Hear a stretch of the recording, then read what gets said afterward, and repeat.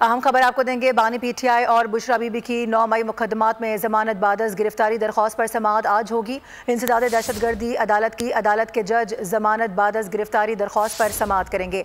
दरख्वास्त गुजार की जानिब से बैरिस्टर सलमान सफदर अदालत में पेश होंगे। अहम अपडेट सामने आ रही है। आपको बता दें, बानी पीटीआई और बुशरा बीबी की 9 मई के मुकदमात में जमानत बादस गिरफ्तारी के हवाले से दरख्वास्त पर समाअत आज होने जा रही है। इंसदाद दहशतगर्दी की अदालत के जज जमानत बादस गिरफ्तारी दरख्वास्त पर समाअत करेंगे। दरख्वास्त गुजार की जानिब से बैरिस्टर सलमान सफदर अदालत में पेश होंगे।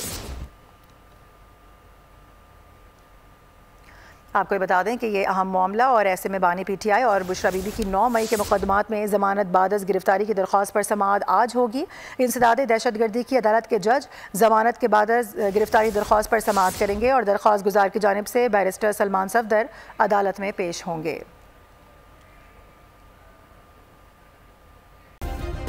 सब्सक्राइब करें और बेल दबाएं ताकि कोई खबर रह न जाए।